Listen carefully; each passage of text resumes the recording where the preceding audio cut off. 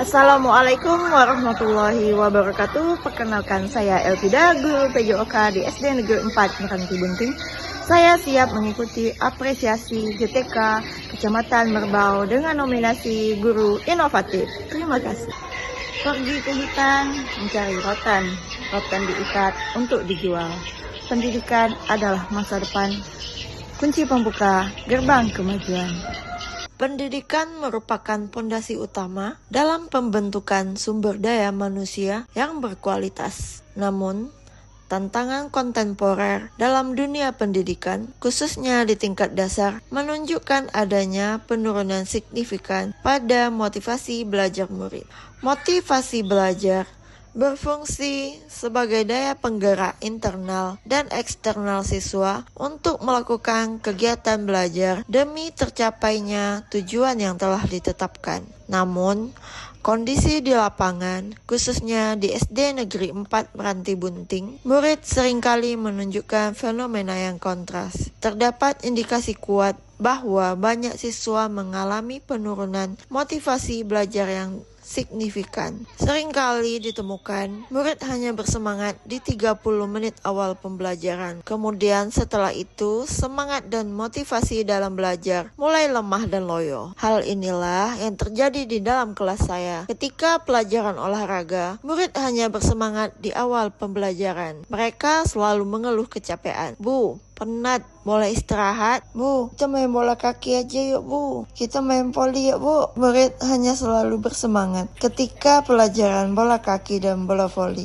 Namun ketika mata pelajaran senam lantai, atletik, pencak silat, anak-anak merasa cepat lelah dan bosan. Situasi ini diperparah oleh jumlah murid yang sangat sedikit. Ketika di satu kelas hanya ada 5 orang murid, hampir mustahil untuk memainkan permainan tim standar. Murid merasa cepat jenuh. Mereka selalu berada dalam situasi yang sama dan melawan orang yang sama. Tidak ada dinamika atau kejutan yang menciptakan fun factor. Latihan ketahanan atau teknik individu seperti kuda-kuda tengah pada pencak silat terasa sangat membosankan. Kemudian selain itu, latihan 5 orang menuntut intensitas tinggi dari setiap individu, membuat mereka benar-benar cepat lelah. Maka berangkat dari tantangan krusial ini, yaitu kejenuhan siswa terhadap materi selain bola kaki dan bola voli, dan minimnya interaksi karena jumlah murid yang sangat sedikit, saya terdorong untuk mencari solusi. Solusi yang bisa membuat latihan minimalis ini terasa maksimal dan menarik. Hingga akhirnya lahirlah sebuah inovasi mengintegrasikan media interaktif untuk membuat drill teknik menjadi lebih visual dan terukur, serta permainan modifikasi atau gamifikasi untuk menyulap tantangan fisik menjadi serangkaian challenge yang berhadiah poin dan lencana, dengan tujuan mentransformasikan seluruh sesi PJOK dari sekedar tugas yang melelahkan menjadi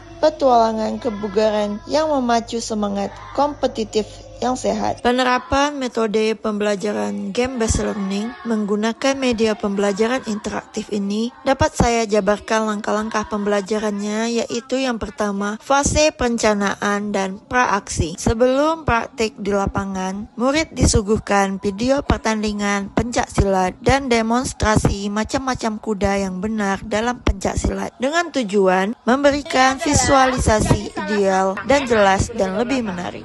Yang kedua, mendesain media interaktif. Memberikan kuis singkat melalui walk-wall jenis kuda-kuda dengan menggunakan layar interaktif untuk memastikan murid menguasai konsep dasar kognitif sebelum praktik fisik, dengan tujuan meningkatkan minat dan motivasi belajar murid dalam memahami materi pembelajaran.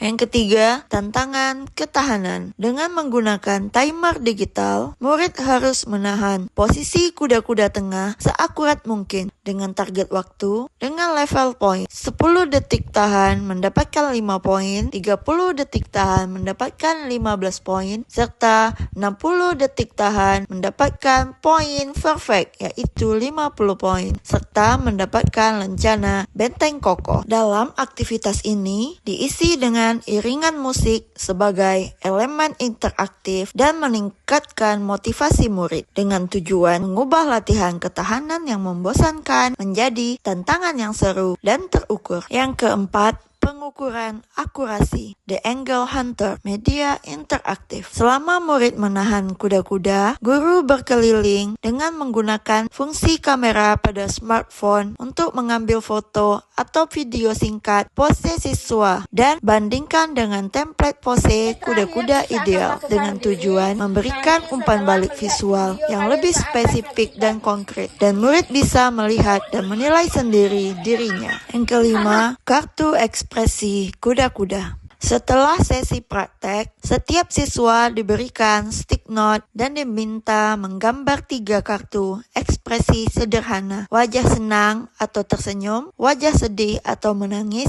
wajah bingung atau berpikir. Siswa diminta memilih kuda-kuda yang mereka kuasai dengan menempel kartu senang dan yang sulit. Murid menempelkan kartu tersebut di papan tulis yang sudah disediakan daftar kuda-kuda, dengan tujuan memberikan refleksi cepat dan jujur mengenai tingkat kesulitan yang dialami murid. Guru langsung tahu fokus perbaikan untuk pertemuan berikutnya. Hasil refleksi dari murid menjadi gambaran bagi saya, siswa yang sebelumnya fasih menjadi lebih bersemangat dalam melakukan aktivitas olahraga walaupun tidak sesuai dengan materi olahraga kegemarannya. Penggunaan papan interaktif perlu kehati-hatian dalam penggunaannya di luar ruangan karena belum tersedia ruangan khusus, sehingga butuh pengawasan ekstra dalam pemanfaatannya. The Angle Hunter, umpan balik visual ini paling efektif dan harus dipertahankan di unit pembelajaran lainnya. Kemudian saya akan selalu mencari bentuk penghargaan lain yang bisa saya berikan selain poin dan lencana yang mungkin lebih memotivasi bagi siswa yang tidak menyukai kompetisi. Sekian inovasi dari saya dan terima kasih.